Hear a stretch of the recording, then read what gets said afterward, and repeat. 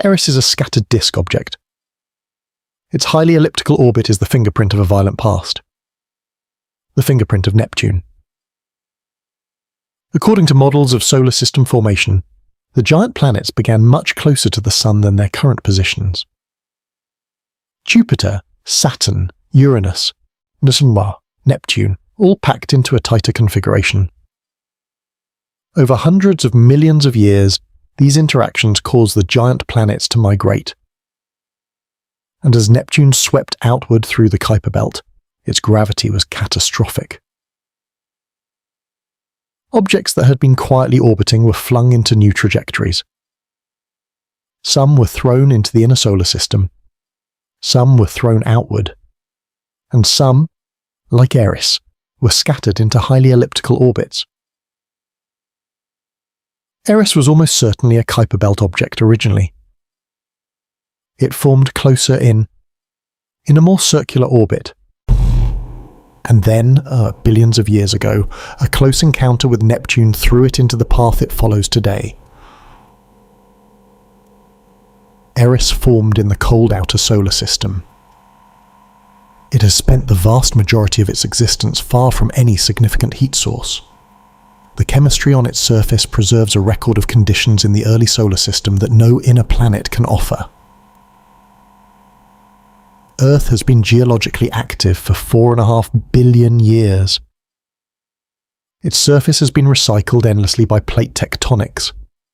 There is almost nothing left on Earth's surface from the first billion years of its history. Eris has been cold since the beginning. Studying Eris is like reading one of the oldest books in the solar system library. Written in the language of isotopes and molecular ratios, in a script that JWST is only now beginning to decode. In December of 2024, a series of new studies offered what scientists described as the clearest picture yet of how the outer solar system formed and evolved. Using data from multiple telescopes, including JWST, researchers analysed the distribution of ices across dozens of Kuiper Belt objects. The patterns that emerged confirmed and refined our models of solar system formation. And Eris fits precisely into this picture, as one of the largest objects to have been scattered outward by Neptune, carrying with it a chemical record of where it came from. Based on everything we know, scientists have constructed a picture of Eris's internal structure. At the centre is a rocky core, dense, rich in silicate rock and iron, containing radioactive elements that have been generating heat since the beginning. Around the core, a mantle of ice and rock mixed together. And potentially, at the boundary between the warm, rocky core and the overlying ice, a layer of liquid water. A subsurface ocean. Possible. Scientifically credible. Not yet confirmed.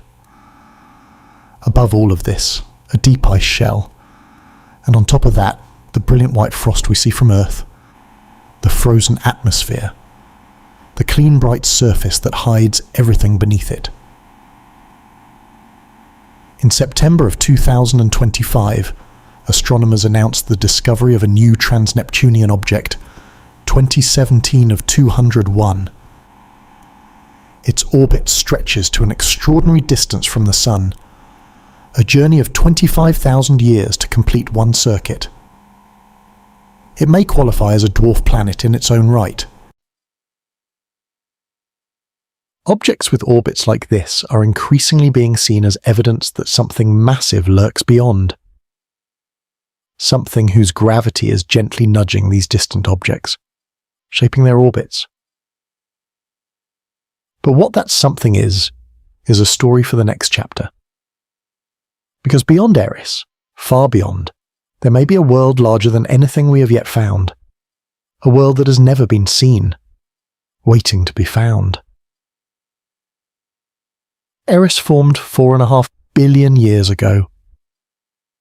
It carries in its chemistry a record of the earliest conditions in the outer solar system, and in its warm rocky core, it may be quietly generating the conditions that,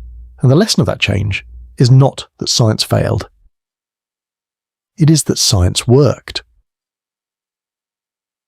What is a planet? It seems like it should be a simple question. But the universe does not organize itself into neat categories for our convenience. Nature produces a continuous spectrum of objects, from dust grains to asteroids, to dwarf planets, to gas giants, to brown dwarfs, to stars. There is no natural break in that spectrum where planet stops and not planet begins. Any line we draw is a human decision, a choice about where to put the boundary, and every choice will have edge cases. Pluto was always an edge case. Smaller than Earth's moon, sharing its orbital neighbourhood with thousands of other Kuiper Belt objects, and included in the planet category in 1930 not because of any careful definition, but because it was the largest object found in the outer solar system at the time. Then Eris appeared, more massive than Pluto, similarly sized, similarly composed. And the question could no longer be avoided. In 1930, the best available model of the solar system had 9 planets. That was not wrong. It was the best we could do with what we knew. In 2006, the best available model had 8 planets and a new category of dwarf planets that much better described the actual structure of the outer solar system. That is not a failure. That is exactly what science is supposed to do. Eris forced astronomy to be more precise, more honest about what it knew and what it did not, more careful about the categories it used to describe the solar system. That is not destruction. That is growth. Here is a world that has been orbiting our sun for 4.5 billion years. World larger than any structure humanity has ever built, orbiting in plain sight in our own solar system, completely unknown to science until 2003. We had been studying the solar system for centuries. We'd sent spacecraft to every planet. We had detected planets orbiting other stars light years away. And yet a world in our own backyard was completely invisible to us. Because it moved too slowly for our software. Because the universe is under no obligation to make itself easy to find. If Eris was hiding from us for 70 years after Pluto's discovery, what else might be hiding? The outer solar system is vast. The surveys of trans-Neptunian space are still incomplete. There are almost certainly other large objects in highly inclined or highly elliptical orbits that have not yet been detected. There may be dozens of dwarf planets larger than Pluto that we simply have not found yet. And beyond the solar systems, at the very edge of the sun's gravitational influence, lies the Oort cloud, a vast shell of icy objects extending perhaps 100,000 astronomical units from the sun, largely unmapped, largely unknown. The solar system is not the tidy, well-catalogued neighbourhood we sometimes imagine. It is vast, complex, still full of surprises. Somewhere in the world today, a child is learning about Eris for the first time. Perhaps in a science class. Perhaps from a video like this one.